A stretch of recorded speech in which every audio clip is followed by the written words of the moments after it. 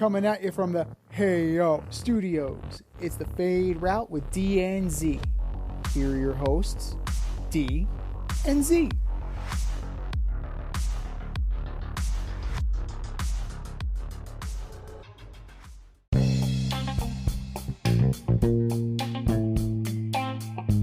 Coming at you live from the Ayo Studio.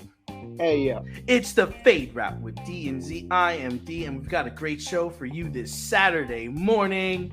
Caleb Williams wants part ownership. Both undefeated football teams go down in the National Football League. And surprise, surprise, the D-backs are back in the series. But we'll begin today's show with playoffs, baby, baseball playoffs. After jumping out to a 2-0 lead, the Astros roared back to not only tie the series, but last night they took the series lead and they're up 3-2. Z, can the Astros close this series out at home on Sunday? Well, actually, no, they're not going to play at home. Can the Astros close this series out, or will Texas get back in it? Oh, the Astros will be at home. Oh, they are? Astros will be. Yeah, they will be at home. Yep. So, and either way, they're at home because they're in the state of Texas, baby. Oh, that's right. And You're right. Has been one major. Okay. This has been one major shootout, and the moment where the worm turned, right? The moment where things changed for the Rangers and things perked up for the Astros was Bruce Bochy. Your decision to start Max Scherzer in Game 3. Why? Why? Why? God, why? Why? Now, I know he's gone, but guess what? I am going to give some major credit to Billy Epler. He got the prospect haul he got for that rotting carcass, that different colored scrub, that different eyed colored scrub that is out there now. He's not Max Scherzer anymore. He's not the warrior god that we knew from Washington. He's not that guy. He's not that guy anymore. He's not the old Max Scherzer. He's an old Max Scherzer. Give me Vaughn. You mean Rick Vaughn? Yeah, pitching the back, not Parkman. Exactly. Well, he wasn't pitching to anybody because he got torched. He got absolutely torched. And it's the perfect script, right? He gives up 3 runs. Like, that's the way it works. Like, he gets through like 1 inning or 2 innings, and then it's boom, boom, boom. Completely. This is completely on brand all year. The past 2 seasons we've seen with the Mets. We saw it when he fell apart with the Dodgers in the postseason. He's breaking down. But in Bruce Bochy's infinite wisdom, he decided to start him. And it was a risky move, right? No risk it, no biscuit. And it's looking like there ain't going to be a biscuit. Now, let's talk about last night's game. Adolis Garcia hits a home run. Brian Abreu drills him next at bat with a 99-mile-an-hour fastball. Bench is clear. Words are said. Maldonado's in the middle of it. We got a series, baby. This is a rivalry. This is what it's all about. This is what you wanted. And I don't want to hear this shit about, why are we throwing at guys? Why are you pimping home runs? Like, do not pimp home runs, because this is what happens when you do. Right? I was still surprised he drilled him. Especially with the game it was. But it definitely gave the Astros, it definitely perked up the Astros. It's like, oh yeah? You think this is over? Okay. You woke up a 2-time champion. Yep. That was a stupid move. Stupid move. Don't puff your chest out. Don't do cartwheels around the bases. Don't, light firecrackers. Don't stare down anybody. Right. Don't do that. Be a pro. This is baseball. This is October baseball. Be a pro. But can we talk about Altuve for a second? Hot damn. Is he the all-time post leader in home runs now? If he's not, he's close. I mean, jeez. Yeah. For 5'5", I mean, he's having a hell of a postseason, man. He is having a hell of a postseason. And everybody around here wants to give him trash for being a cheater, and nobody really likes him. But damn, he's a fine baseball player. I mean, he's taking steps towards going to Cooperstown, I think. Well, we'll see because his career's not over. But at the same time, you do have to. There is that little bit of a cloud over him, but they're letting everybody in, so it doesn't matter. Right. That's what let everybody in, man. I've been saying it for years. But that's the thing, people, you can't hold him accountable when no one's being held accountable. So, like, why are we our selective outrage is strong. Oh yeah, big time. Yeah, it's absolutely ridiculous. Now, I don't like what he did. I don't appreciate what happened with the Astros and the cheating scandal, but this is part of baseball history. You have to acknowledge the black eyes as well as the triumphs. Oh, wow. So if you're going to let them in, you let the 1919 Black Sox in, and you tell the story of Major League Baseball. Pete gets in. This Clemens, is the story of the game. Clemens, Rogers, Bond, everybody gets in. If you're going to do it that way, I don't agree with it. I will never step foot in Cooperstown if that does happen. If you're gonna do it, you make it a separate wing. Everybody gets in. That's it. That's it. But let's you know, surprisingly, I didn't know this. Manny Ramirez actually is the all-time postseason leader in home runs with 29, and Altuve's Mitchell report. Yeah, and Jose Altuve is right behind him. Oh, good. The two cheaters on top. All right. Right. And Bernie Williams is at number 3, and he's not in the Hall of Fame, and he should be in the Hall of Fame. But Bernie Williams, we can easily say that Bernie Williams was not on any performance enhancement. That's right, and he is probably the best postseason player of all time. His numbers are just ridiculous. And this guy named Derek Jeter is number 4. I don't know what that is though. We'll get to him later. I know you're itching to talk about that one. But the Astros are firmly in the driver's seat here. And can the Rangers take momentum back at this point? Like, they're going to roll out, you have Montgomery, you have pitching on your side. Is it too far gone? Have they woken the sleeping giant, and did they seal their own fate the other day? What do you think about that? Do we know who's pitching Game 6 for the Astros and the Rangers? Do we know that? I don't have a pitching matchup yet. I will look that up right now. Yeah, let me see. That will tell me what's going to happen, honestly. We're looking at the props. Sunday night, right? Yes. Sunday. That's Evaldi and Valdez. Okay, so yeah. That's a matchup right there. That is a matchup. So yes, I do think the Rangers can win the next game because Evaldi, look at his numbers this postseason. He's on. For ending the regular season like shit, he quickly turned it around. He's ready to rock and roll. And then look at Valdez's numbers postseason. Not good at all. So now look at this. So check this out, though. If you manage to force a Game 7, right? Yeah. Your current Game 7 starter is Max Scherzer. If you're a Bochy, you cannot start him. Bullpen game. Or John Gray. John Gray's on the roster right there. John Gray's a starter. And I Why think not? He can give a couple innings. And I think if this goes to 7, I think the Astros got a stud, don't they? Christian Javier. Yeah.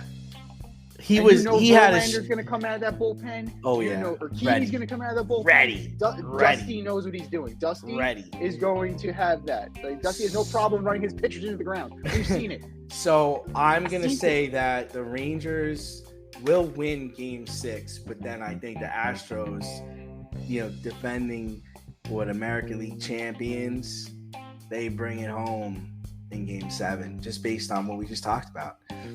Come on, Verlander coming out of the bullpen, man. That's like Randy Johnson, man. And he's on, too. He comes in and he's on. He's like throwing 98, 99 gems, like fire. He's throwing bullets, The one thing with Verlander is that he has taken a while to get warmed up this year. Yeah, but it's a Game 7, though. That's a Game true. 7. He's going to take that challenge. Yeah, he's normally not good. Game 7, Roger Clemens also started Game 7, and he was not effective. Emotions can be Roger Clemens is trash. Hot trash. Just talking about the steroid years or the non-steroid years? we don't know when the steroid years really began because he was always kind of that size. And he was always kind of ornery and angry. Another pissed off Texan. The hell is your problem? Throwing a bat at me? Yeah. I'll cut you. I'm going to hit you right in the center of the New York on your helmet. Oh, my goodness. Pinpoint accuracy. Who said Greg Maddux was the only one with pinpoint accuracy? But I will say that this series has been good. The Texas series has been good. But moving over to another series, which I thought was going to be just a shellacking because of the way it started. It's a series now. You know, we're doing our due diligence. We're talking about the National League. And after a 2-1 Game 3 victory, the D-backs won last night. I believe it was 5-4. You know, going into last night's game, they were outscored 16-5. But they've kind of righted this ship, and they've gotten back in the series. So now the D-backs have tied it up at 2 games apiece. There are so many Philly fans in Arizona, man. So, you know, where do we see this series going, and whose true colors are going to bleed through first? So, we have a series. We definitely have a series. Yeah, we do. I can't believe it. I'm shocked. 6-5 last night. Alec Thomas hits a pinch hit home run off of Craig Kimbrell. Amazing. And it really Craig underscores. Kimbrell is trash, by the way. He's a trash player, a trash person, trash human being. Just want to say that. Oh, my goodness. But you know what? It really underscores the fact that the Phillies have been doing this with a smoke and mirrors bullpen. Yeah. Like, it's not good. Like, they may have performed decently, but this bullpen is not good. Right. So you need to get length from your starters, and you need to hope to God that, Gregory Soto walking the base, just walking the ballpark. You had Kimbrell serving it up. Alvarado finally stabilized things in the 8th inning, but the damage was He's the best one. He's the best one. Alvarado is definitely has his numbers. His numbers this year were. I believe he had a 1.73 ERA, and he only gave up 3 bombs all year. Well, they really, you need a guy. You need another guy. Now they had Sir Anthony Dominguez, but what happened there? Yeah, 50 innings. You need a guy like that. You can't continue to rely on a guy like Ranger Suarez to give you the length that you're looking for. So it's one of those things that Rob Thompson needs to find some kind of magic formula coming out of that pen, because Wheeler and Nola, it doesn't work all the time, right? You can't just keep going. I mean, there's one time in history when a manager kept going to the same guys repeatedly in a series. It only worked in 2001, and it was only because it was Randy Johnson and Curt Schilling. And I can tell you this much: Zach Wheeler and Aaron Nola are not Randy Johnson and Curt Schilling. Like, they're very good. They're very good. They are not Randy Johnson and Curt Schilling. So the way I see it is that the Diamondbacks are completely mismatched at the plate. Right? Yeah. It's a complete mismatch.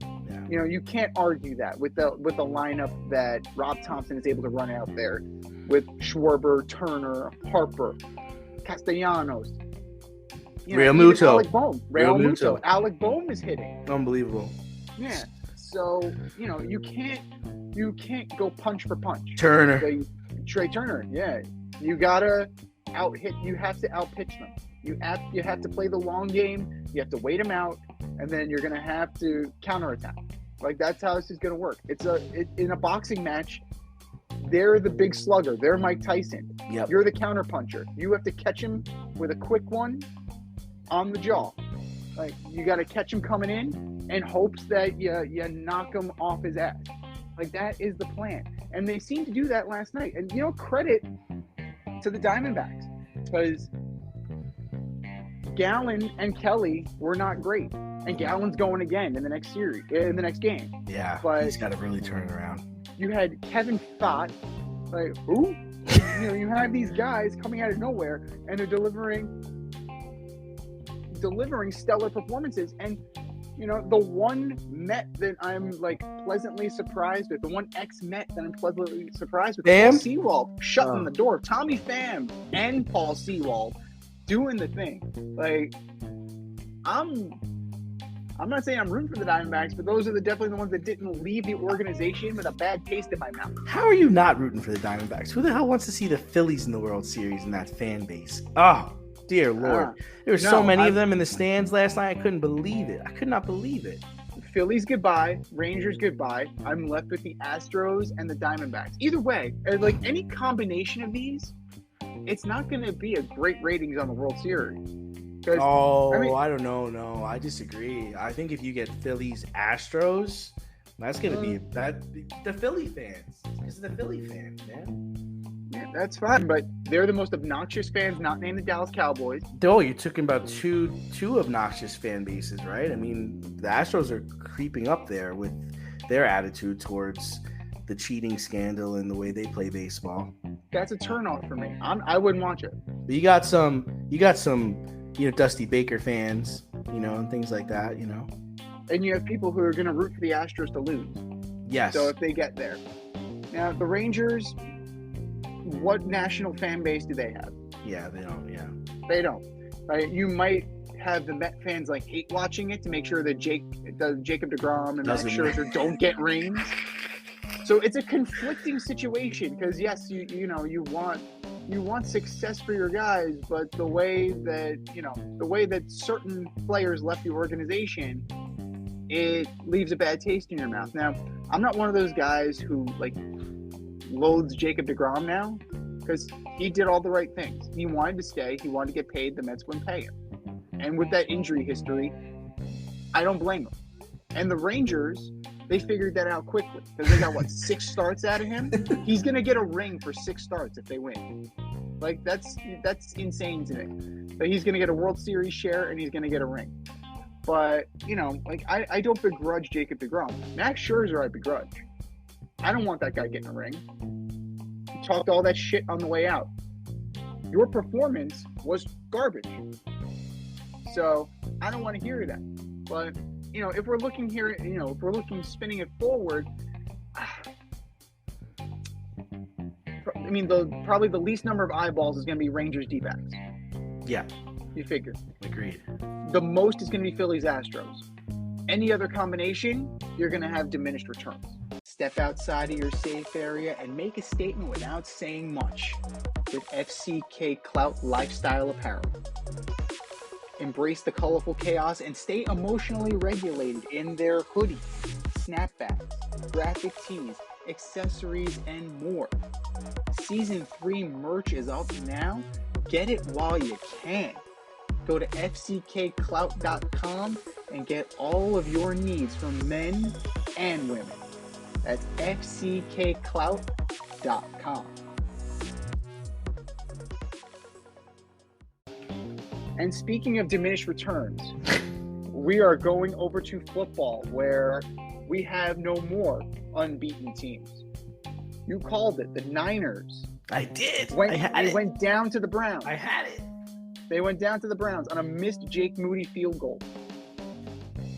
And in New Jersey, the Jets knock off the Eagles without their 2 best defenders, right? Without their 2 best secondaries. Reed and Sauce did not play.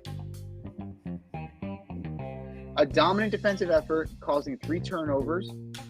And we now need to start wondering if the Jets or the Browns created a blueprint for beating these 2 teams. So did they lay the groundwork, or are their defenses just better than everybody else's? Yeah, so let's start with the 49ers and the Browns. Brock Purdy looked like the last pick in the draft that day. He just did. And, keep in mind that the Browns had 2 weeks to prepare for this game. Shitty weather. And the Browns hit, man, because they hurt everybody. Debo got hurt. McCaffrey got hurt. Everybody got hurt in that game. That train's never late. That train is only a matter of time. So I think they exposed Brock Purdy for who he was. He missed a lot of throws, from what I heard. I didn't watch the whole game, but I have friends that are big 49er fans that he just missed guys. He missed guys, overthrew it, underthrew it, didn't throw where it was supposed to. I think we're going to find out a lot about him this weekend to see if he has a bounce back. But, a lot of people are also saying he's a system quarterback. I can see how he might be a system quarterback. I'm not going to disagree with that notion yet. But I think that, Myles Garrett was in that backfield all day long, and they were coming after him. So, in other situations, he's kind of looked poised, and he's been relaxed, and he's rolled out, and he's hit Kittle, and he's dumped it off to Ayuk. But in this situation, they were in that backfield. And don't forget, the Browns gave Joe Burrow a tough time in his first game, but he was hurt. But the Browns get after it. The Browns also did it without Deshaun Watson and without Nick Chubb. Right. So that's, if they have any playoff aspirations, they're going to need to figure that out because P.J. Walker is not going to get them to the promised land. And Watson did practice yesterday, so he might be able to get back on the field soon. And maybe a certain running back from the Giants might end up in Cleveland. Could be worth it if they feel like they need have to a chance. Yeah, if they feel like they need to upgrade the running back room. Like, who knows? Because I know Saquon is adamant that he doesn't want to get traded, but the Giants need to do what the Giants need to do. Giants need to trade him. Giants need to trade him. There is zero chance this man should be in a Giant uniform come November 1st.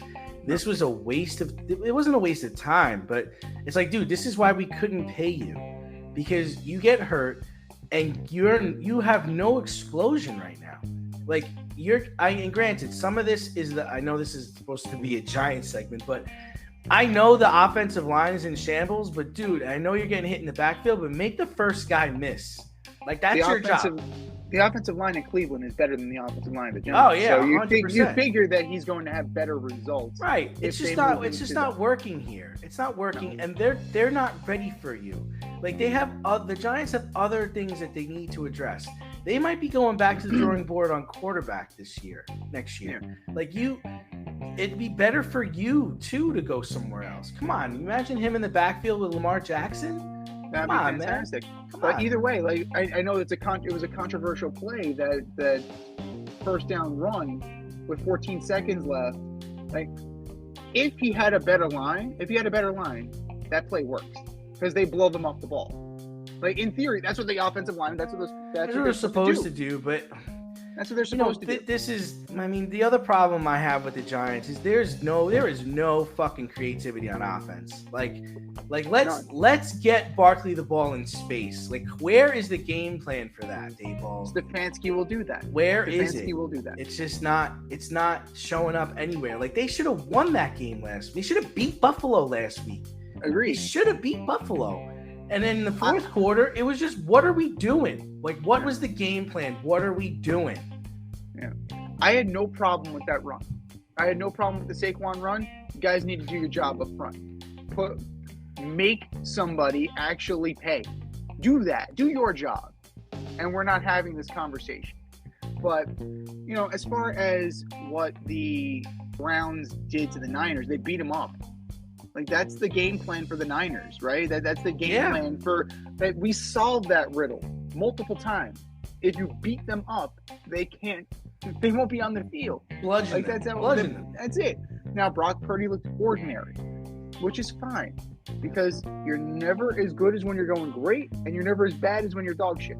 You're somewhere in between. And Brock Purdy's somewhere in between. He's a second-year quarterback who was picked last in the draft and, landed in a great situation. How about we let him grow and let him develop, right? Again, we talked about selective outrage. We're now talking about selective, who we give selective grace to. Like, oh, let's give him time to develop. Oh, he's just a system quarterback. Both things can be true. If he does not develop, then he will be considered a system quarterback. But you have to let it play out. That's right. It's one game. It's 100%. Game. But it reminds me of Brady. Brady was a system quarterback. It wasn't until the second Super Bowl against Carolina where he really started to turn it up and it was like, all right, I can throw the ball all over this fucking field. you know? But in the beginning, it was like, dude, do not turn the ball over. Throw it to our team. And if it's not there, throw it away. Like, that was what he was in the beginning. And then he took it upon himself to develop himself and develop his career. So it's not, I'm not slamming the door on Brock. I'm just, you know. No, I'm not saying you are, but there are plenty of pundits out there who are, they're puffing their chest out saying, see, I told you. But there's nothing wrong with being a system quarterback. I'd love to be a system quarterback. That sounds fantastic. I don't mind. That's not, to me, that's not a dig. It's like, yeah, I work very good in the system I'm in. That's what I'm supposed to do. I have two names for you, Brad Johnson, yeah, and Trent Dilfer. What do they have in common? System quarterbacks with Super Bowl rings. Russell Wilson, right? Are we gonna say Russell Wilson. we're gonna say he's a system quarterback? Or he might have been. Yeah, I think so at this point. You know, and then flipping over to the other team, the other two teams in green. Pressure. Pressure. I actually watched that game, and you know the Eagles just didn't look right. I don't know what happened, but nobody seemed to be on the same page. Timing was off. They were very lazy. Like, a lot of those turnovers were just lazy turnovers, lazy throws, especially the last one where it's like he hit his back foot. Everybody ran their route and everybody stopped. Like, there was nobody in motion, and he rips it to a guy who's got two players around him. So what did you think was going to happen there? Like, and the other part is I felt like they were trying to get Devonta Smith involved. They couldn't get him involved. AJ Brown, I don't know what his deal is. He just seems like if he's not getting the ball, he's uninterested. It really is starting to remind me of like a Terrell Owens situation where you can see him barking at Hurts. It's just like, dude, like, we gotta run the offense here, you know? Well, it's becoming a Devontae Adams situation because Devontae Adams is now running his mouth in Vegas. It's very much a wide receiver one issue. Right. So he showed her the whole book. Get me the damn ball. See, I think Devontae Adams' situation is a little different, and I'm going to defend him in this regard. Right? They're winning games. His whole philosophy is like the way we're winning games is not going to work for the long season.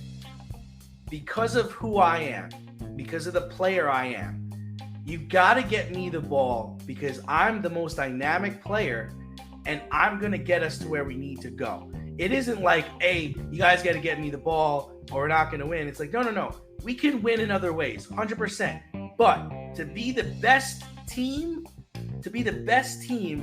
I got to get the ball more. You know, and I kind of understand what he was saying. So I do disagree with that aspect. I don't think his situation is the same as AJ Brown's, but you got to be happy when you win games, for sure. But I thought, and then offensively, you know, the Jets, Zach was just doing just enough not to lose the game. And the Eagles were winning. I mean, the Eagles really should have won that game. They missed the field goal.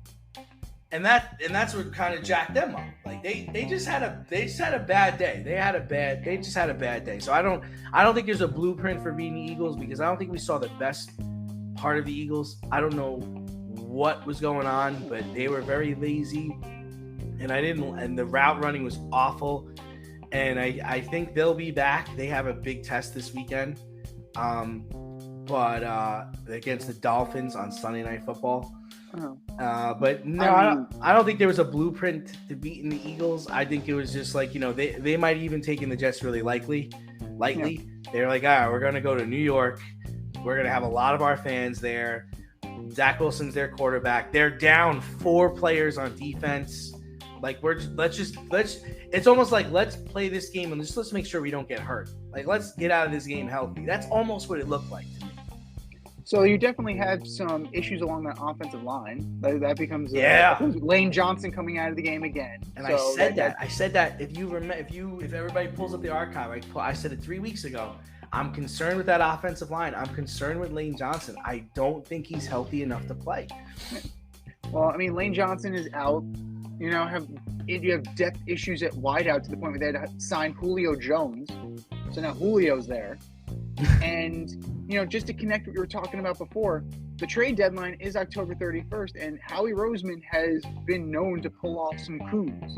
He's So good. He's a good. He is very good. He's a good Now, GM. You put together a disgruntled Devontae Adams with Howie Roseman being able to, to create trades out of nothing. Wouldn't surprise me to address their depth problem by doing that. And when the Raiders who have had nothing but headaches this year between Devontae Adams, Chandler Jones, like maybe they cut bait. Who knows? Because this season's going nowhere for them. Jimmy G's not playing again. Aiden O'Connell's going to be under starter. This dude is hurt again. Jimmy G's hurt again. He had to be hurt. Go to the hospital, dude. Like, come on now. But the one guy they miss, the one guy the Eagles miss most of all is Shane Steichen.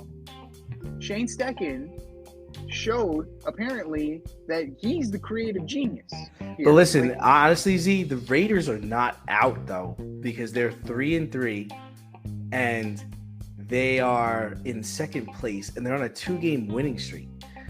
So they're not out. They're very much in. They're very much in. They're very much in, but they're not going anywhere.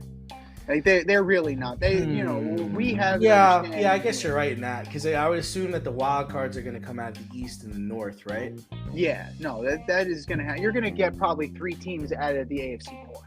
It's possible that you can get 3 teams out of the AFC North. I mean, Ravens, Bengals are resurging. The Browns, they're all over 500. Everybody's everybody's either at 500 or over 500 in the AFC North. And Miami and Buffalo. Coin flip. Take your pick. Whoever doesn't take the division. Yeah. So you're playing for nothing. If you're the Raiders. So, I mean, for me, I think the most important loss this offseason was Shane Steichen, because all the offensive creativity outside of the tush push went with him. Right? They're just not playing the way that they did last year. Jalen Hurts is regressing. His reads are terrible. And he's turning the ball over. Yeah. So they need to go back to the drawing board, watch last year, and figure it out, right? The same way that Coach Westhoff, right? Figure it out. So the same way that the Giants need to go back to the drawing board and go back to, the film from last year to see what they were doing, kind of remember who they are. The Eagles need to go back to the drawing board, and they need to remember who they are, because what are they doing that's so creative this year? What are they doing that's so, dynamic? It's not there. It's not there. And on defense, they're okay. Mm-hmm. They're not great. Mm-hmm. They're definitely, they're just kind of there, and they're taking advantage of the weak conference, because we know how weak the NFC is. You firmly expect the Niners to be there at the end. You firmly expect the Eagles to be there at the end. And then everybody else, okay, we'll see. The Lions, they're still want to prove it. The Cowboys, we kind of know who they are. So, I don't think anything was solved. I think you're 100% right.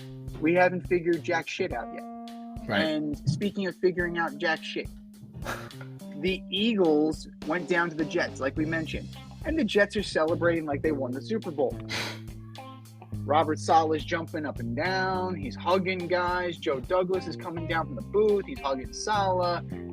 Players are chanting, Jets, Jets, Jets, Jets. They're running rah-rahs like it's college. And then after the game, Saleh said of his defense that they've embarrassed every quarterback they've played so far this season. Embarrassed. Do you have issues with the word embarrassed that Coach Saleh used? Because I do, but I want to know if you do too. The only embarrassing that's gone on in the Jets season this year is their quarterback play. That's the most embarrassing thing the Jets have touted out there. You made Mac Jones look like a fucking Pro Bowler. I mean, that's what Mac Jones is. Hank, that's the only victory the Patriots have is against you and your defense. And then the fact that you want to say you embarrassed Patrick Mahomes, as far as I remember, they got the ball back with 6 minutes to go and they never gave it back to you. And he had a chance to run into the end zone untouched and said he slid and was like, that's game Holmes. That's game Holmes. So And then another one, Dak Prescott looked like Tom Brady against you. That was his best game as well. So I don't see where that is. I don't know what he's looking at. And you might be saying that shit to prop up your guys, but dude, prop up your guys in your locker room. Don't come out and say that shit, because you know what? You got some talent. You do have some talent left on your schedule. You're going to play against Justin Herbert in 2 weeks. You're going to play against Tua in November. And you're getting the Bills, and this time you're going up to Buffalo to face them. But to say you embarrassed, I don't know about that word. So let's see. You're going to get you're probably going to get Deshaun Watson as well. CJ Stroud's not bad. It's actually pretty good. So you're getting probably Tyrod Taylor. I wouldn't start Daniel Jones. But they shouldn't start him this weekend. I think it's a big misstep by Dable if he starts him this weekend. I think it's a terrible idea. Like, he's hurt, man. You might get Jimmy G. You might. And that offense is a little bit better under Jimmy G than it is under Aiden O'Donnell or O'Connell, whatever this kid's name is. Like, I'll learn your name when you win, son. And then Desmond Ritter's not bad. And if they make the change, it could end up being Taylor Heineke. So I wouldn't mind that. Playoff Heineke's not bad. I would take that. But let's look at it. You're absolutely right. Yeah, Josh Allen, 29-41, 236 yards, a touchdown, 3 picks. All right. That one's a pretty solid performance. Dak Prescott, 31-38, 255 and 2 touches. The most efficient performance that Dak Prescott has ever had on a football team. The most efficient ever. Like what are we watching, man? Yeah. Mac Jones, 15-29. Okay, not bad. Not 50% passing. Okay, a little over 50%. 201. That's what? Half of his performance for the year? Like, that's half of Mac Jones' performance? That's the only good that Mac Jones has had all year. And Mahomes, like, when it mattered most, he showed up. Right? Yeah. 18-30, 203. Like, okay, that's fine. I'll give you that one. He closed you out, though. But right. That's my argument for Mahomes. Like, Allen, I don't think that was a solid performance. He definitely looked bad in that game. But in the game against the Chiefs, yeah, you might have picked him all 3 times, but he closed you out.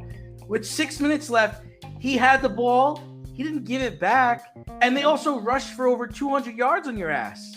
And there are levels to this, right? Well, both Allen and Mahomes lost on week 1, but Mahomes looks a hell of a lot better in these moments than Allen does. I trust Patrick Mahomes implicitly in crunch time. Josh Allen scares the shit out of me. And he might scare the shit out of every Buffalo Bill fan too.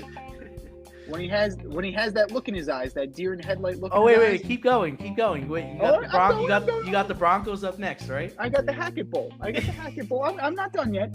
20-31 for 196 and 2 touchdowns. Yes, they forced the critical fumble. At the end. But those numbers, that's not embarrassing. I wouldn't say it's embarrassing. No. And Russ was averaging 7 yards a carry on your ass. He went 7 for 49 on the ground. So there's that. Oh, wow. I didn't realize that. Yeah. So he averaged 7 yards a carry on his scramble. Yeah, embarrassing. This is absolutely embarrassing, Coach. Like, oh, my God. I'm just like, I just want to go hide. And then Jalen Hurts, 28-45, 281 and 3. So, yeah, that one's pretty bad. That one's pretty bad, too. That's pretty bad, but then look on the other side. Look at your own quarterback. You had 3 turnovers in this game. You only won by 6, and your quarterback was 19 for 33 for 186 yards. But here's what I see. I see a defense that's good at taking the ball away, good at pressuring the quarterback, but they will break as much as they bend. So if you keep pounding on them, they will eventually break. We've seen that. And especially in the linebacking core, it's a flag waiting to happen. It's an absolute flag waiting to happen. CJ Mosley, I've noticed his personal fouls are higher this year. So I don't know. I think that It was strong words. It was good to puff out your chest. It was a big win. But you should be embarrassed by the performance of the press conference more than in the saying that you embarrassed other teams. Like, it's one thing to be positive, right? Yeah, we took great things. We were doing good things. That's borderline delusional. Yeah, that's my problem with this guy. He's not a head coach. The way he acts, the way he talks, he's not a head coach. He's a defensive coordinator. It's a Rex Ryan situation. That's who you are. And that's okay. There's nothing wrong with that. But you're not a head coach. The idea of receipts, right? We're going back to that. We had embarrassed, and then we're taking receipts. Well, other people take receipts of your receipts, right? So when you go to Orchard Park and they whoop your ass, I want that same level. I want the same level that you gave out then. And that's what happened with Rex. Rex was like that. Rex could dish it out. He could not take it. Right. And the other thing is don't be twisted. The Bills have that game circled, and they're foaming. You don't think Josh Allen can't wait to get into that game? And Diggs? Yeah. You don't think they can't wait? You embarrassed me? Okay. But the true test, Z, is going to come next weekend. They better win that Giant game. If they lose that Giant game, forget it. So the way I see it, it's a battle of Greg Zuerlein versus Graham Gano. Like, that's I think that's wishful thinking on the Giants' part. But I think Wink is going to dial up stuff for Zach, for sure. So it's just a matter of, can the Giants get through this game without turning the football over? That's what it comes down to. Because it seems like Zach is getting better at not turning the football over. And that's the whole thing with him. It's like, dude, throw it away, throw it in the ground, just don't throw it to the other team, and don't go backward. No, completely. And that one decision aside from Tyrod Taylor, like, the offense for the Giants looked 1,000 times better with him under center than it did with Daniel Jones. Because he was getting the ball out. He's getting the ball out, and he's getting everybody involved. I like how he was throwing to all the receivers. Everybody was involved in that game. He should have won that fucking game. Oh my gosh, he should have won that game. That being said, that neither quarterback, I should say, is talented enough to really take a team on his back. And that's where I think it's going to end up being a battle of place kicker. Just because the defenses are going to be so dialed in that you're really not going to be able to get a lot. You're not going to be able to get in the end zone. Just to go back to the Robert Saleh thing is like, you can't talk shit about other quarterbacks when Zach Wilson's your quarterback. You can't. That's embarrassing. That looks silly. That really does look silly, in my opinion. I mean, it's that Rex Ryan bravado. Yeah. And it's completely unearned. The same way that Rex talked all that shit before he won anything. But what's the difference between Rex and Saleh? Rex got the back-to-back AFC title game. Yeah. So while they did not win the Super Bowl, that is the Jets' success, right? That is, they got to that point. So you could talk a little bit. You can chirp a little bit. Absolutely, you had a modicum of success. After the past couple of seasons, you cannot puff your chest out like that. You can do that in the locker room. You cannot do that in public because your ego is writing checks your ass can't cash. Are you in need of air care maintenance or service? I have the company for you. Air Care Technicians. They service the Westchester and Northern Bronx area and can help you with all your heating and cooling, maintenance, and service needs. Just give them a call at 914-315-1547. Again, that's 914-315-1547. Or shoot them an email at aircaretechnicians@gmail.com. These guys are the real deal as they are veteran-owned, licensed, and insured. Make sure to tell them that D&Z sent you. And speaking of cashing checks, this is a big one. We're moving over to college football. USC and Caleb Williams went into Notre Dame and lost 48-20. But Caleb is kind of gone into a little bit of a tailspin here. The Heisman hopeful and projected number 1 pick had 3 picks and has struggled in the last couple weeks. And there are rumors now circulating that Caleb Williams wants part ownership of any team that drafts him number 1 overall. So the Bears, the Broncos, the Giants, maybe the Panthers again. Be ready. Be ready to sell some shares to Mr. Williams. If you're an NFL team with hopes of drafting Caleb Williams to your team to save your franchise's ass, what will make you reconsider taking him? His play or his ownership demands? Both. Both. I mean, listen, this is why in the NIL deals are ruining sports, because it's all about more. I need more. Now these guys are entitled beyond belief. And if this is true, I wouldn't draft him. I don't need this. Because then how does that work? If I need to trade you, if I need to cut you, you're a part owner. How does that even, you get a say in some of the decisions we're making? Like, what are you talking about? Because, we're going to get, if this ever happens, you're going to get the NBA. The NFL is going to become the NBA, because that's what happens in the NBA. Look at what's going on with James Harden. My man's getting paid, and he ain't showing up because he wants to be traded. It's like, dude, you just don't get it. You don't get it. Like, you don't get to make those decisions. And honestly, I read somewhere that they said that if Caleb Williams, Joe Burrow, Trevor Lawrence, if they were all coming out of the next year's draft, that Caleb Williams would be taken number 1. Stop. I was like, really? I haven't seen him play that good in the Pac-12. Stop. Like, to me, Joe Burrow is probably the best quarterback I saw come out in the last, 5 or 6 years. That's just my opinion. I don't have anything to back it up.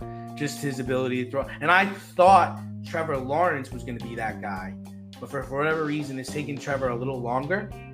But as far as like delivering the football, being a leader, being accountable, Joe B seems to be that guy. Mm-hmm. I have a hard time trusting any quarterback from USC just because they just produce so much trash over the years. To really believe that this guy is like the second coming, like he's going to be that good. Like I don't see it. I wouldn't draft him, especially with these rumors circulating. I don't need that. I'd much rather have more draft capital or invest in the kid from North Carolina. I'm fine with Bo Nix, just because of their style of play. But no, that's those rumors would scare the shit out of me. No, absolutely, and they're completely delusional and speaks to this kid's mindset. Yeah, like you're in a Kyler Murray situation. Yeah, you don't get say, dude. If that's the case, I'm just gonna go get Kyler Murray. Pick up the ball and fucking throw it down the field. All right? Yeah. Like I'm gonna throw it to our team. We'll put you in the dryer, and you'll be Kyler Murray. So there you go. So if I wanted a second baseman, I'd draft one. But you're absolutely right regarding NIL deals and the demands and the asks. Yes, you can make a lot of money in college. Shedeur Sanders makes $4 million at Colorado. He could make, in an initial rookie contract, he's probably gonna not get there. Maybe he'll make a little bit more than that coming into the league. But the NILs have really kind of blown the doors off of everything. And it's really created this situation where, what are we doing? What is going on here? The numbers are out of control. Everything that was so hush hush is now out in the open. And like, it was unseemly then, it's even more unseemly now. And I don't want to hear the argument about like, oh, they played for free and they shouldn't have to play for free. No, at no point are they playing for free. They were given full athletic scholarships for the most part, right? You think Caleb Williams is paying tuition? No. You think he's paying room and board? No. You think he's paying for food? No. Is he paying for books for class? No. Like, you have to understand that while they weren't making money, they were still things that were going into crafting and molding an athlete. So that argument just doesn't fly for me. You want to make money to be a pro. Like, that's pretty much how it works, right? In anything, in any walk of life. That's the difference between a stage actor and a movie star, right? The Rock makes $20 million a picture. The guy who stars in the dinner theater makes $20 an hour, maybe. Like, that's how this works. But the demands, it's bluster, I think, because he's trying to pull a John Elway. He'll try and pull an Eli Manning. If he doesn't like his situation, he's going to try and fix it. Now, I understand that. But you're scaring off a lot of people. Is Robert Kraft gonna bite on this? No. Robert Kraft can use a quarterback. Patriots can use a quarterback. Is John Mara gonna bite on this? No. Giants can use a quarterback. Is David Tepper? David Tepper might, because David Tepper hasn't proven to be a very good owner. But it's just a symptom of a bigger issue. These NIL deals, college sports needs to be regulated. There needs to be a governing body put in place. If only there was one. If only there was one that actually had balls. Funny how that goes. But from a pro standpoint, his play is concerning. His inflated sense of self, his inflated sense of ego. If these reports are true, that is extremely concerning. And I wouldn't want him on my team. That's for sure. But if these statements are true, it just shows that he's a little out of touch with what being a professional quarterback is all about.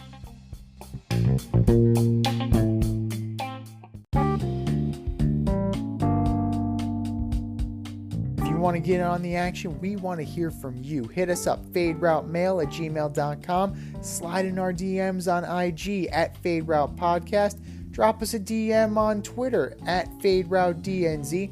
Comment on our YouTube channel, The Fade Route with DNZ. Questions, comments, picks, segment suggestions, you name it, we want to hear from you. Get at us, in crowd.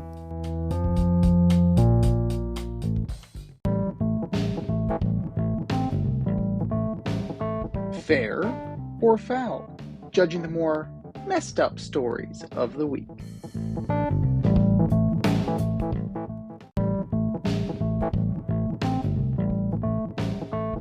All right, boys and girls, we have a statement, and it's either fair or foul. Fair or foul? Number one, Jose Altuve is a better postseason player than Derek Sanderson Jeter. Fair. 100% fair. I mean, he's got him in the home runs department, right? Let's see what else he's got him in. Oh, nothing. He's gonna pass. He's gonna pass him in RBI. He's gonna pass him. He's just gonna pass him in everything else at this point in his career, for sure. For sure. He's got a better OP. He's got a better OPS. Oh God, he's got a better slugging percentage. His average isn't as good, but that all has to do with the lineup they're in. They're in different lineups. I mean, Jeter's playing with steroid guys. He's gonna pass. He's gonna pass. And Altuve played with cheaters. Allegedly. Oh no, they got that. The trash can kids? No, that was the legit. Trash can kids. The trash can kids. That was proven to be legit. You don't get suspended for nothing. Beltran, Cora, you don't get suspended for nothing. That was proven. So put an asterisk on their names. But and it's foul for this reason. Here's the Altuve problem. has the career, it's not over. Go ahead. Wait a minute. Here's the problem. Is like, Derek had 734 plate appearances, and Altuve's only got 466. Like, he's already passed him in 300 less plate appearances. He's gonna pass him in all these. If I needed a guy to take an at bat for me in the postseason, and it could be Derek Jeter or Jose Altuve, I'm taking Altuve. Just the fact that he's 5'5", he's tough to pitch to, and he's just tenacious at the plate. So it's foul from the standpoint that his career's not over. All right, we're in the middle of it. Now, we're presuming a lot of things. You're presuming that the Astros are still going to be good. You're presuming that he's going to stay at this level, right? We're making a lot of assumptions and presumptions. He's 33. So how many years are we going to have of Jose Altuve? How many good years are we going to have?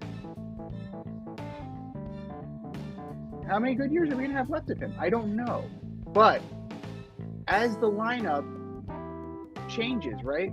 You figure either he's going to go or Bregman's going to go. Some of these kids you're not going to hit on. Your pitching is definitely taking a hit. Does he ask for a trade? Right? Does his situation improve? Does it change? That's possible. And we can continue to engage in this conversation. But as of right now, you can go with Jose Altuve. That's fine. But Derek Jeter, 308 in almost a full season's worth of postseason games, right? He played 158 career postseason. He played an additional year just in October. Yeah. So 308, 111 runs scored, 200 hits, 32 doubles, 20 homers, 61 ribbies, and 66 walks. So Derek Jeter was a very good postseason player. When the lights were on brightest, he showed up. And he showed up consistently, as you can see. So we'll put a little respect on his name as far as that's concerned. And yes, he played with steroid guys. Altuve played with cheaters as well. So that argument washes as far as I'm concerned.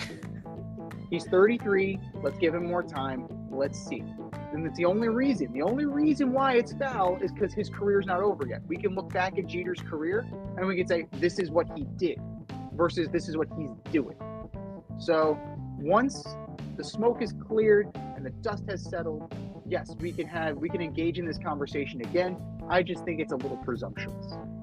I just think it's just a little too soon. Fair or foul number 2, Becky Hammon will become the first female coach in the NBA when Greg Popovich steps down and hands her the keys to Victor Wembanyama and the Spurs. I think it's 100% fair. I mean, congratulations to the Las Vegas Aces who won the championship a few days ago, beating the New York Liberty. She's just a terrific coach. She gets it. I think Pop respects her tremendously.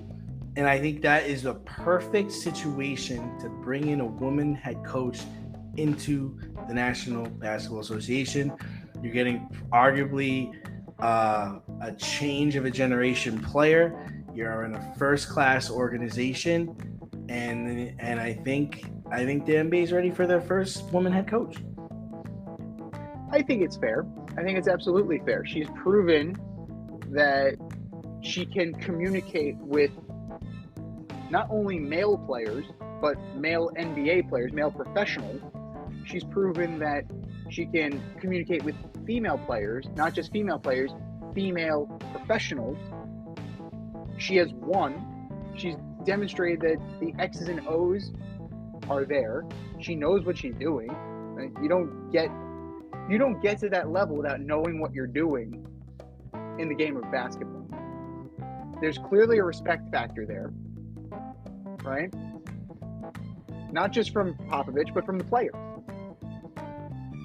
If there's buy-in, and there has been buy-in, I don't see why not. It's not like, to draw comparison, it's not like to the interview that the San Francisco Giants had with Alyssa Nakin.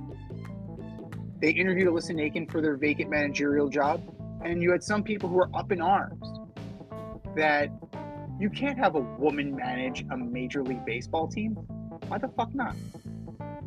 Because they never played? That makes no sense. If you know the game, right? And she's been on that staff. She was a coach on that staff. So she has the ear of the coaching staff. She has the ear of the front office. She has the ear of the players. And they respect her.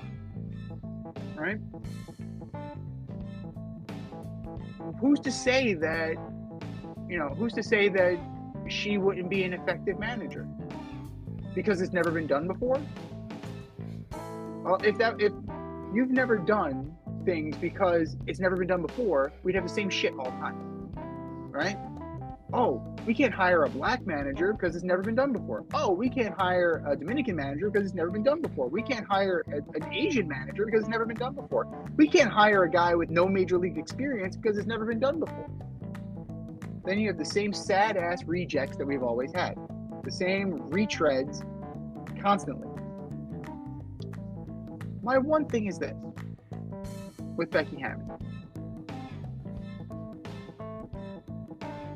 She is more than deserving, as is Tim Duncan. Like, that is going to be a very contentious, that's going to be a very interesting situation, right? Because Tim Duncan was a megastar for that organization. And do you run the risk of alienating a megastar, right? This is very similar to when Mark Messier was rumored to be the GM or coach for the Rangers. It's like, because then you have to fire Mark Messier if he doesn't do a good job. Then you have to fire Tim Duncan if he does a bad job. So it's creating an interesting power dynamic. And I think that Becky Hammon is more than willing and more than capable.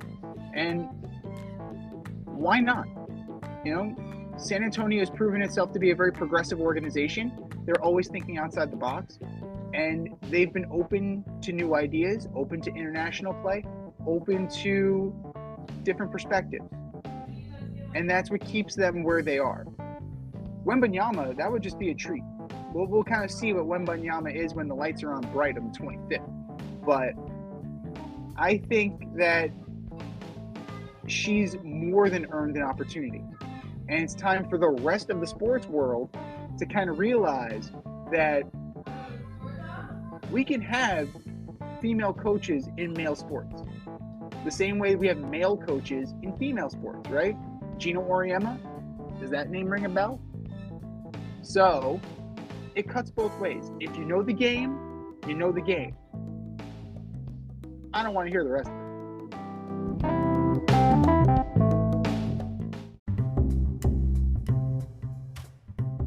Is your hair thinning or is your hairline receding? Scalp micropigmentation will fill in the areas where your hair is missing by creating a short buzz cut look. Micropigmentation is a non-invasive procedure that will create the illusion of hair follicles for 7 to 10 years. For people with alopecia, this could be a permanent fix. For people with scars on their scalp, this is a great way to camouflage a scar. Don't lose confidence or feel like you need to wear a hat wherever you go. Marquez Studio is located in the Bronx and is open for all your scalp micropigmentation needs. Consultations are free and appointments can be made any day of the week. Get your hairline back with scalp micropigmentation. The techs at Marquez Studio have over 30 years of hair cutting experience and can assist you with all of your questions. Call to schedule a consultation today, 646-221-8728. You can also visit them on Instagram at Bronx Marquez to see their gallery and view all their satisfied customers. Again, that is Marquez Studio, located in the Bronx, New York, 646-221-8728.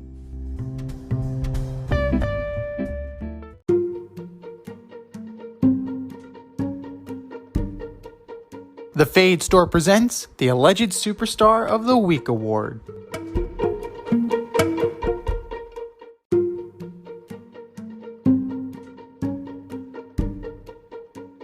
All right, boys and girls, you know what time it is. It's time for the Alleged Superstar of the Week. You know how it goes. We put up a poll on our X account, at Fade Route DNZ. And you vote, and you vote, and you vote, and you vote. And the winner of said vote gets a shout out on this here show and the coveted ass trophy. And do you know who took home the coveted ass trophy last week? I don't. That would be one Clayton Kershaw. Solid. Good for you, Clayton. Good for you. Couldn't happen to a nicer guy. But that was last week. This is this week. Who are your nominees, D? First up, I've got Joe Douglas, the GM of the New York Jets, running down from the booth to hug your coach after beating the 5-0 Eagles is high school shit, brah. Act like you've been there before. Act like you knew you were going to win. Have more confidence and faith in your team. Joe Douglas, you are my alleged superstar of the week. Number 2, Robert Saleh. You're the head coach of the National Football League. Stop jumping up and down on the sideline like a cheerleader. When you expect to win your game, have more faith in your guys. Act like you've been there before. Another rookie. Robert Saleh, you are my alleged superstar of the week. And number 3, Derek Carr. Similar to Russell Wilson, we are getting a first-hand look at how trashy you are. Enough with the Dinkin' Ducks to Kamara. Rip the ball downfield. Hit your back foot and let it rip. Derek Carr, you are my alleged superstar of the week. What do you got, Z? Great choice. All great choices. And I'm assuming Derek Carr is one of your fantasy quarterbacks? No, he's not. Oh, he's not. Okay. I do have Chris Olave, though. Oh, there you go. There you go. I knew it. I knew this somehow had to do with fantasy football. Rip the ball downfield, damn it. Throw the fucking ball. Thinking dunk, I could get out there and throw it to Kamara. Come on, he's 5 yards behind the line of scrimmage. God damn it. Throw the ball. I'm going to start with Caleb Williams. Playing like crap. And wanting an ownership piece of the team that drafts him, number 1. Yeah, fat chance that's going to happen. Fat chance that is going to happen. Caleb Williams, you are my alleged superstar of the week. Number 2, the Miami Marlins. Oh, yeah. Kim Ng takes you to the playoffs. The first full season playoff berth in close to 20 years. And you guys have the nerve to try and install a president of baseball operations over her head and not interview her for the position? What do you expect? Of course she's going to decline her option because you treated her like an option. Miami Marlins, do better. Just do better. Any team in Major League Baseball will be better with Kim Ng in their front office. Either team in New York would be better with Kim Ng in their front office. You really screwed the pooch on this one, Miami. Miami Marlins, you are my alleged superstar of the week. And then last but not least, Davante Adams. Coming out, throwing your team under the bus, saying that the offense needs to run through you more, you need more catches, that you don't care about wins, you care about greatness. Enjoy being Calvin Johnson then. Calvin Johnson, there's always a what could have been with Calvin Johnson because he was one of the best players ever on some dog shit teams.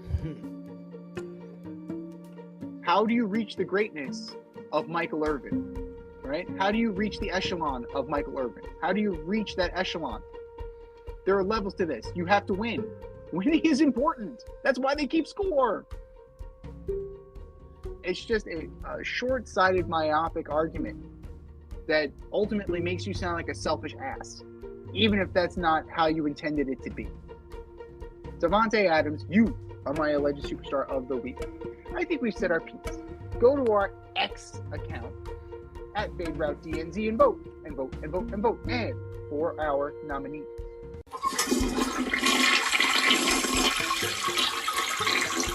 Just do better, boys. Just do better.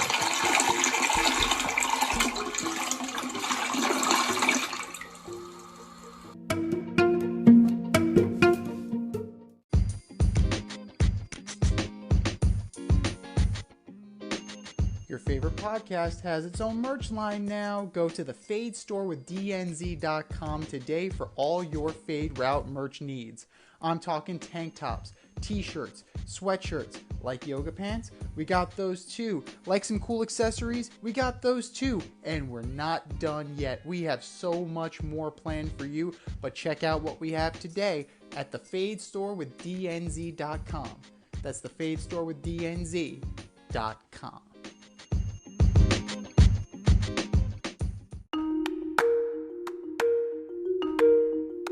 Let's run the option and give you our picks for the week.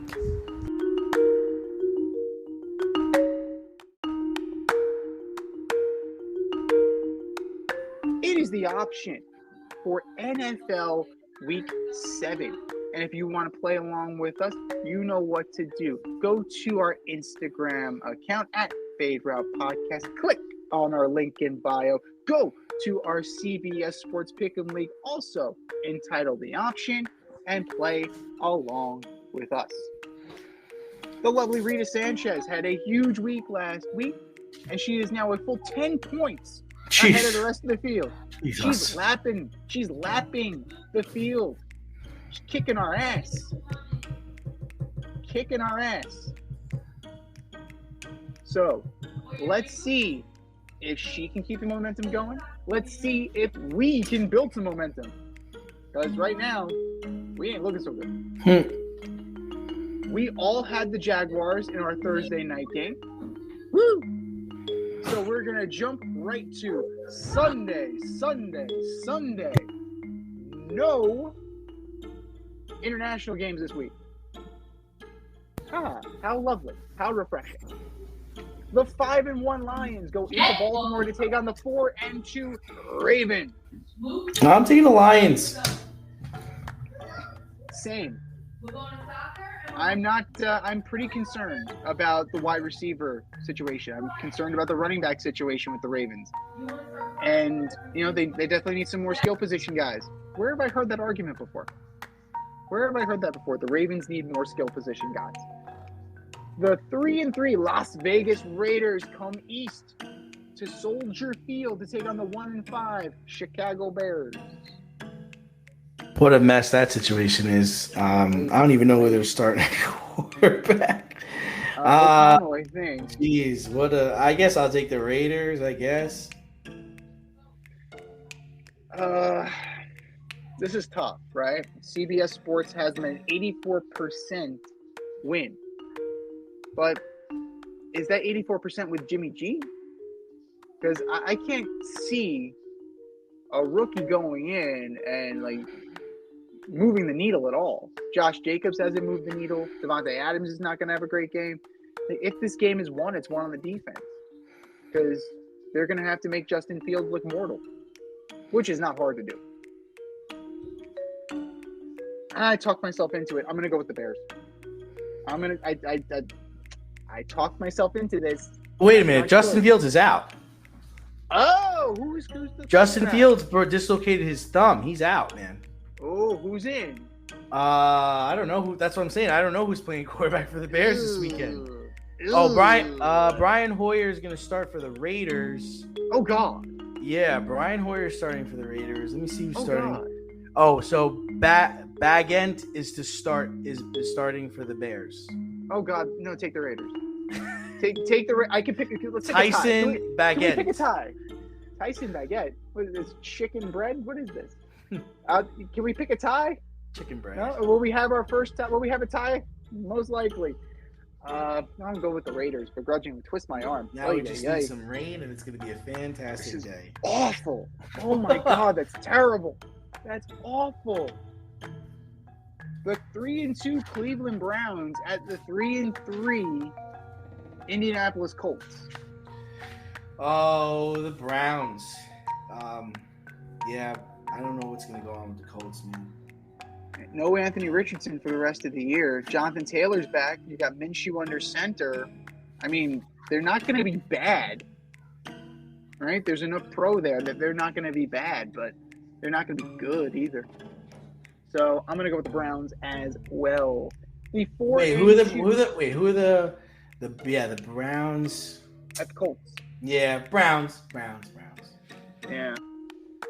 The 4-2 Bills go into Foxborough to take on the 1-5 New England Patriots. Jeez. Patriots have only scored 72 points this year. Wow. 72 points. The Dolphins had that in one game, pretty much. Yeah, that's right. Oh, God. The Bills. It's got to be, right? Has to be. Ain't nobody crazy enough to pick the Patriots. Ain't nobody. It would be a Titanic upset if the Patriots knock off the Bills. You know, you gotta start taking the prop bets again about when Mac Jones gets benched. I know Bill said, I know Coach Belichick said we're going back to the starting board.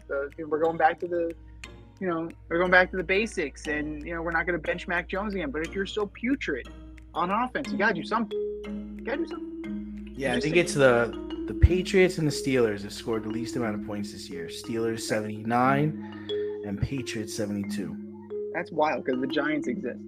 It's wild because the Pittsburgh Steelers are also 3-2. Yeah, that's insane. The 3-3 Washington Commanders go into MetLife to take on the 1-5 New York Football Giants. Commies. Love my commies and Sam Howell, baby. I can't in good conscience take the Giants. I can't. There's nothing there that makes me say yes. Right? There's nothing here that gives me hope. I have no hope at this point. There is no hope with the Giants. Like I'm trying to find things to hang my hat on. Yes, Wink Martindale has the defense playing better. He does. I've got to give him a lot of credit. I'll give him credit.